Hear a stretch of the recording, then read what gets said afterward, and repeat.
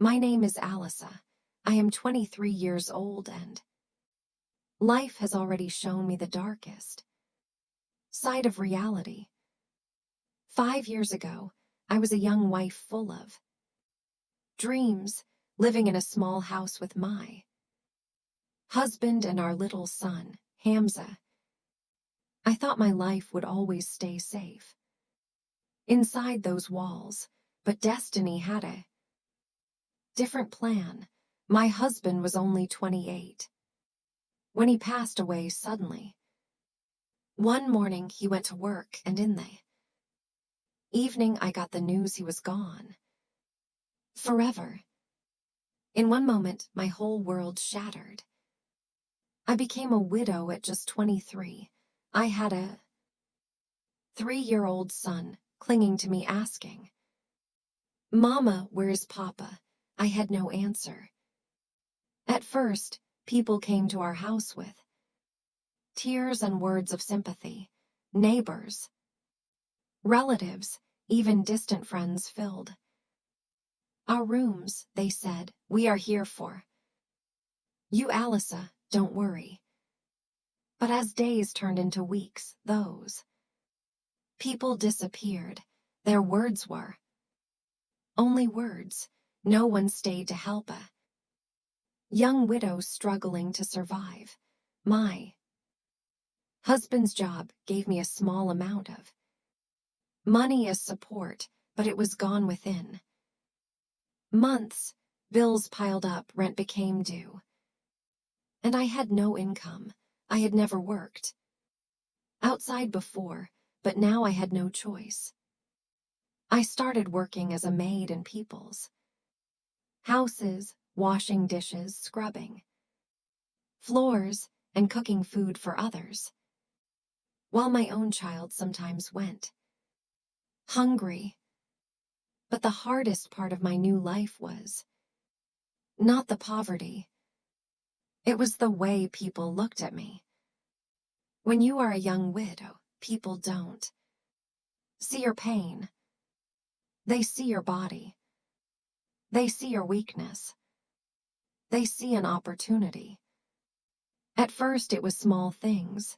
The landlord would come to collect the rent and stand too close.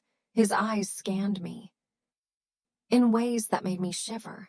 He would say, "Alisa, you're too young to live alone. You need a man to take care of you." His smile was not kind. It was sharp, cutting, full of hidden meaning. One evening, when I told him I didn't have enough rent, he leaned closer and whispered, "There are other ways to pay, you know." My heart stopped. I quickly closed the door, trembling, holding Hamza in my arms. That night I couldn't sleep.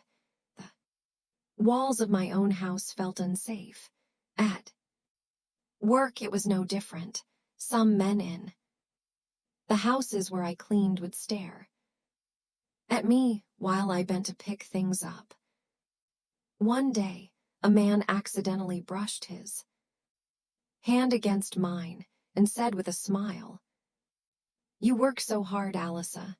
You must get lonely at night." Lonely, that word burned inside me. Did they think my loneliness was an invitation? Did they think being a widow made me an easy target? I came home late that night, my body aching, my spirit crushed. Hamza was asleep on the floor, waiting for me. I sat beside him, stroked his hair, and cried silently.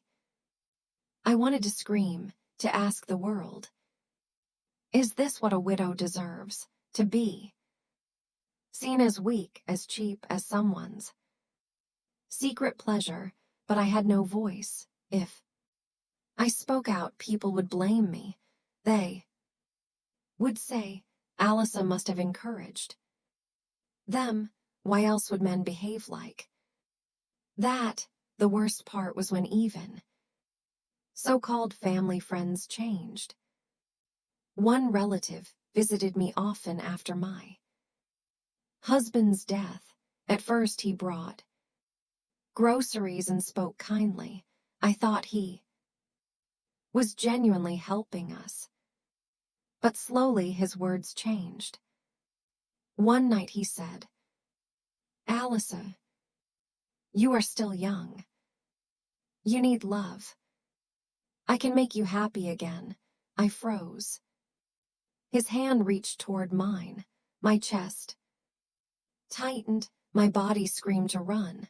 I pulled back and said firmly, "Please, leave." He looked at me with anger and said, "Don't act innocent. Without me, how will you survive?"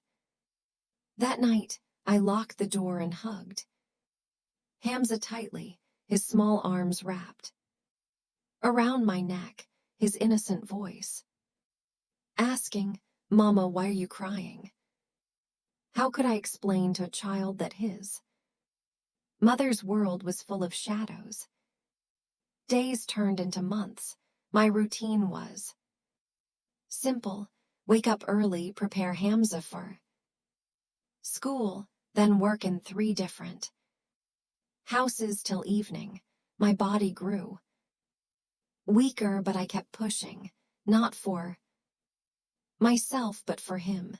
But no matter where I went, the same whispers, the same stars, the same offers followed me. At 23, my beauty, which should have been a blessing, became a curse. Men thought my smile was an invitation. My silence was agreement. My struggles were a chance to take advantage. I began covering myself even more, avoiding eye contact, speaking less. Still, it didn't stop. Once, while returning home at night, a group of young men followed me down the street, calling out dirty jokes. I held Hamza's hand tightly and walked faster, my heart pounding. That night, I realized how unsafe I truly was. Hamza was only 8 then. But he noticed. He would hold my hand protectively, saying, "Mama, don't worry. I will grow up and take care of you." His innocent words gave me strength, but deep down I was breaking. The world saw me as a widow, a weak woman, an object. Only my son saw me as a mother. Only he understood my pain. But this is not the end of my story. Because even in the darkest struggles, light can appear. Hamza, my little boy, would grow up to become more than I could ever imagine. And that is where my life began to change. After years of living in fear, humiliation, and endless work, I slowly accepted that this was my life. My body was tired, but my spirit refused to die. Because I had one reason to keep moving forward: my son Hamza. Hamza was no longer a small child. By the time he turned 12, I could see something strong in his eyes, something beyond his age. He had watched me suffer. He had seen the landlord's dirty stares, the neighbors' whispers, and the cruel jokes on the streets. He knew, even as a child, that his mother lived in a world that was not safe. One evening, when I returned home late after cleaning 3 houses, I found Hamza waiting outside the door. He ran to me and said, "Mama, I'll never let anyone hurt you again. One day I'll become strong and you'll never have to cry."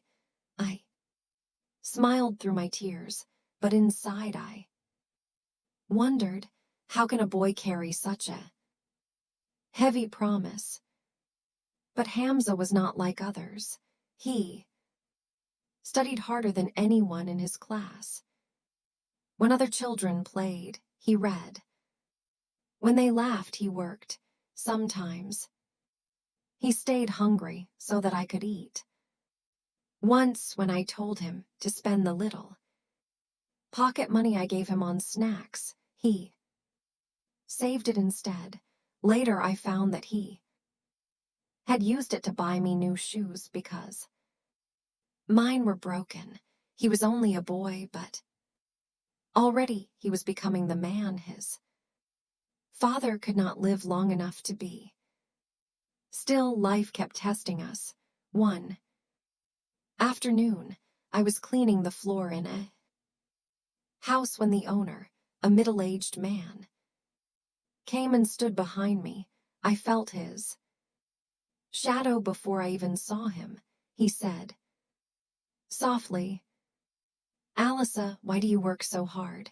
If you were mine, you wouldn't need to lift a finger." I froze. His hand touched my shoulder. My stomach twisted with fear. I pushed his hand away and said, "Please, respect yourself and me." He smirked and whispered, "Respect. Respect doesn't fill your stomach. Think about it." I left the house shaking. When I reached home, Hamza noticed my tears. He didn't ask questions. But that night, I heard him whisper to himself, "One day, Mama, I'll make them all regret it." That was the day I realized something. While society was trying to break me, it was shaping my son into steel. Years passed. Hamza entered high school and continued to shine. His teachers loved him for his discipline. One teacher, Mr. Farhan, noticed his potential and often encouraged him. "Hamza, you're not just bright, you're special. You can change lives starting with your mothers." Hamza took those words seriously. He began tutoring younger kids after school, earning small amounts of money. Instead of spending it on himself, he would quietly put it in my hand. "Mama, buy something for yourself," he would say with a smile. Sometimes when I was too exhausted to cook, Hamza would prepare simple meals. He even learned to sew buttons on his shirt so that I didn't have to. In every action, he was protecting me, lifting me, loving me not just as a son, but as the only man of the house. By the time he was 16, he had won a scholarship to study abroad.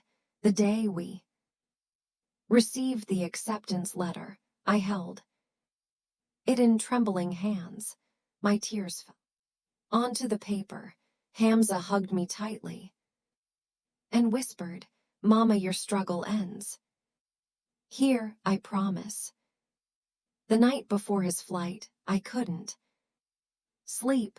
I kept thinking of all the days we had gone hungry, all the insults, all the unwanted hands that had tried to touch me, all the nights I cried into my pillow, and now my son was leaving to build a new life, a life born from all that pain. In the airport, as Hamza hugged me one last time, he said, "Mama, you've been both mother and father to me. You never gave up. Now let me fight for you." When he left, I felt both empty and full at the same time. Months later, he called me from abroad. His voice was filled with joy. Mama, I got a part-time job. I'll send money home every month, and he did. For the first time in years, I didn't have to scrub floors or beg landlords for mercy. Slowly our house changed. We bought furniture. We filled the kitchen with food. Hamza kept sending more, saying, Mama, I want you to rest.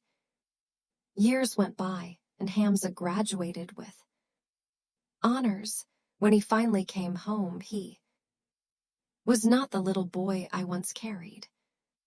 He was tall, confident, and proud. In his hand was a job contract. He had been offered a high-paying position. The day he returned, our house was filled with relatives who once ignored us. They smiled. They congratulated. They pretended they had always cared. But Hamza didn't care about them.